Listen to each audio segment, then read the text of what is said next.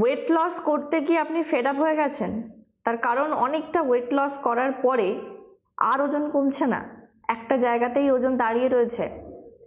প্রচুর চেষ্টা করছেন কিন্তু তাও ওয়েট লস হচ্ছে না, প্রচুর ডায়েট করেছেন, প্রচুর সাপ্লিমেন্ট ইনটেক করেছেন, প্রচুর এক্সারসাইজ করেছেন, তাও কিছুতেই আপনি ওজন কমাতে পারছেন না, কি তাই তো? সেই সম্পর্কিত বিষয় নিয়ে আজকে আলোচনা করব, কি কি ভুল আপনি করেছেন এবং কেন আপনার ওজনটা আসলেই কমেনি।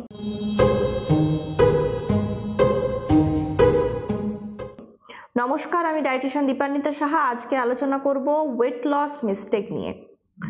প্রথমেই বলি, ওয়েট লস করতে গিয়ে যেটি সবার প্রথমে আপনারা ভুল করেন সেটি হচ্ছে মিল স্কিপ করেন। সারাদিনে 2 থেকে 3টে মিল খাওয়ার পরেই কিন্তু আপনারা আর মিল খান না, কিংবা দেখা যায় যে অনেকে রয়েছে অনেক খাবার মিল স্কিপই করছে, মানে ব্রেকফাস্ট স্কিপ করছে কিংবা ডিনার স্কিপ করছে। এগুলো করা, তাতে যেটা হয় আমাদের শরীরে মেটাবলিজম রেটটা স্লো হয়ে যায়। যখনই আপনি 2বার বা 3বার খাবার খাচ্ছেন, এতে কি হচ্ছে, আপনি যেটুকুনি খাবার খাচ্ছেন বডি সেটিকে স্টোর করে রাখছে, কারণ বডি ভাবছে যদি আমাকে আর না খাবার দেয়, সেই জন্যে মেটাবলিক রেটটাকে আমাদের শরীর কমিয়ে ফেলে। সেই জন্য চেষ্টা করতে হবে কম কম করে বারে বারে খাবার, 2 থেকে 3 ঘন্টা অন্তর কম কম করে বারবার করে খান। এতে আপনার মেটাবলিজম রেট কিন্তু কমবে না, বরং বাড়বে। দ্বিতীয় ভুলটি যেটা আমরা করি, প্রচুর আমরা এক্সারসাইজ করি, সেই অনুপাতে আমরা কিন্তু খাই না, বা আমাদের শরীরে রিকোয়ারমেন্ট ক্যালোরি কিন্তু আমরা প্রোভাইড করি না। সবকিছুরই একটি মাত্রাতিরিক্ত সাইড এফেক্টস রয়েছে, তাই আপনি যদি আয়ের থেকে ব্যয়টা বেশি করেন তাহলে কিন্তু আপনার সঞ্চয় হবে না। উল্টে আপনি দেখা যাবে হাইপোটেনশন, অর্থাৎ আপনার প্রেশার ফল করছে, আপনার সুগার ফল করছে, আপনার প্রচুর চুল পড়ছে, স্কিন ডালনেস হয়ে গেছে, রুক্ষতা দেখা দিচ্ছে, কোষ্ঠকাঠিন্যের সমস্যা, এরকম নানান প্রবলেম আসবে। তাই জন্যে কোনো সময় অতিরিক্ত পরিমাণে কখনোই কিন্তু এক্সারসাইজ করবেন না। অতিরিক্ত এক্সারসাইজ করলে অতিরিক্ত ফ্যাট লস হবে, এই ধারণাগুলো কিন্তু সম্পূর্ণ ভুল। তৃতীয়ত, ফ্যাট ফ্রি ডায়েট বা কার্বস ফ্রি ডায়েট করলেই আমার ওয়েট লস হবে, আমি ওয়েট লস করছি মানে খাবার তালিকা থেকে আমি ভাত, রুটি এগুলো বন্ধ করে দিলাম, তাহলেই আমার দ্রুত ওয়েট লস হবে, এই ধারণাগুলো থেকে সম্পূর্ণ বেরিয়ে আসতে হবে। কারণ আমাদের খাবার তালিকায় কার্বোহাইড্রেট একটি গুরুত্বপূর্ণ রোল প্লে করে। আমাদের বাড়ির হেড অফ দ্য ডিপার্টমেন্টের মতনই কিন্তু আমাদের বাড়ির হেড অফ দ্য ফ্যামিলি বা কোনো ইউনিভার্সিটি বা কোনো জায়গার হেড অফ দ্য ডিপার্টমেন্টের মতন কার্বোহাইড্রেট কিন্তু আমাদের নিউট্রিয়েন্ট ফ্যামিলির হেড অফ দ্য নিউট্রিয়েন্টের মধ্যে পড়ে। তাই হেডটাকেই যদি আমরা বাদ দিয়ে দিই তাহলে কিন্তু আমাদের বডির ফুল সিস্টেম বা মেকানিজম কোনোটাই ঠিকভাবে চলবে না।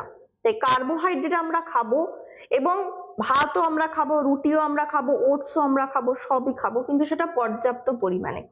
এখানে একটা ছোট ইনফরমেশন দেব। অনেকেই এসে আমাকে বলেন যে ম্যাডাম আমি ভাত খাচ্ছি না, রুটি খাচ্ছি না, আমি প্রচুর পরিমাণে সালাডস খাচ্ছি, আমি প্রচুর পরিমাণে ফল খাচ্ছি।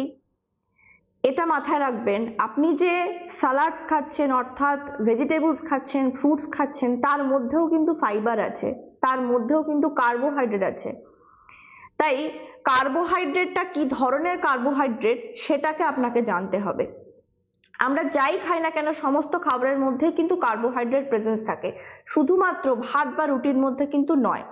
তাই ভাত বা রুটি খেতে গেলে অবশ্যই সেক্ষেত্রে একটা পর্যাপ্ত পরিমাণ আপনাকে মেনে চলতে হবে, তাতে কিন্তু আপনার আর কোনো সমস্যা বা ওজন অতিরিক্ত বাড়িয়ে দেবে না।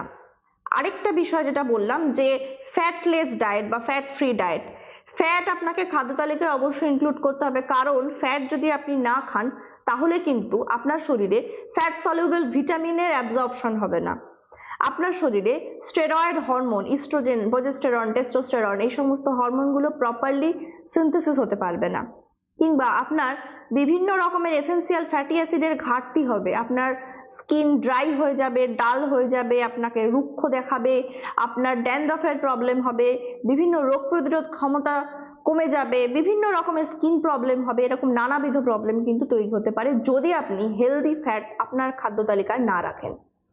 বাদ দিন সেই সমস্ত ফ্যাটগুলিকে যেগুলো আমরা মূলত ফ্রাইড ফুড থেকে পাচ্ছি, অতিরিক্ত তেলে ভাজা জাতীয় খাবারগুলো থেকে পাচ্ছি, বাজারে যে সমস্ত প্যাকেটজাত খাবার রয়েছে সেখান থেকে পাচ্ছি। যেরকম আমরা যদি প্যাকেটজাত যে কোনো খাবারে কিন্তু পাম অয়েল ব্যবহার করা হয়, সেগুলোকে কিন্তু আমাদের শরীরের জন্য হার্মফুল, বিভিন্ন রকমের রোগ তৈরি করছে, হার্টের প্রবলেম, লিভারের প্রবলেম, নানান রকমের বিভিন্ন হরমোনাল ইমব্যালেন্স। তাই ফ্যাট এবং কার্বোহাইড্রেট ডায়েটের মধ্যে অবশ্যই ইনক্লুড করুন, উপযুক্ত পরিমাণে ইনক্লুড করুন এবং উপযুক্ত একজন কোয়ালিফাইড ডায়েটিশিয়ানের পরামর্শ নিয়ে আপনার জন্য কতটা প্রয়োজন সেটাকে নির্ধারণ করুন।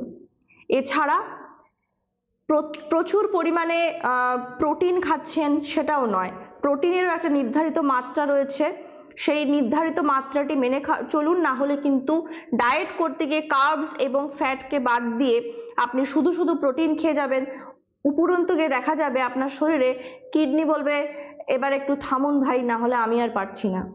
তাই প্রোটিনটাকেও কিন্তু একটা নির্দিষ্ট মাত্রায় আপনাকে ইনটেক করতে হবে। এই সমস্ত ভুলগুলো আমরা করে থাকি। এছাড়া আরো ছোট ছোট অনেক ভুল করি, ঘন ঘন ওয়েট মাপা, এতে দেখা যাচ্ছে আমাদের মেন্টাল স্ট্রেস বাড়ছে। আমি কালকে কিছু খেলাম, আজকেই ওজন বাড়িয়ে ফেললাম, হয়তো 1 কেজি বা 800 গ্রাম ওজন বেড়ে গেল, আমি ভীষণভাবে চিন্তিত হয়ে গেলাম। তাতে দেখা যাচ্ছে আমাদের কর্টিসল লেভেল হাই হয়ে যাচ্ছে, যেগুলো কিন্তু আমাদের শরীরে উল্টে আরো ওজনকে বাড়িয়ে দিতে সাহায্য করবে। তাই এই ধরনের ভুলগুলোকে অবশ্যই এড়িয়ে চলুন, ভুলগুলো করবেন না, সঠিক পরামর্শ নিয়ে আপনার ওজন নিয়ন্ত্রণ করতে থাকুন। এবং এই যে আপনার ওজনটি একটি জায়গায় দাঁড়িয়ে গেছে, সেটি হচ্ছে কিন্তু আপনার মেটাবলিজম রেট স্লো হয়ে গেছে। আপনি আপনার প্রয়োজন অনুযায়ী নিউট্রিয়েন্ট বডিকে প্রোভাইড করছেন না, খাবার প্রোভাইড করছেন না, তাই জন্যই কিন্তু আপনার ওজন একটি নির্দিষ্ট জায়গায় দাঁড়িয়ে গেছে, আর কিন্তু নিয়ন্ত্রণ হচ্ছে না, সেটি আর কন্ট্রোলে নেই আপনার। তাই চেষ্টা করুন একজন কোয়ালিফাইড ডায়েটিশিয়ানের পরামর্শ নিয়ে আপনার ওজন নিয়ন্ত্রণ করতে। ধন্যবাদ।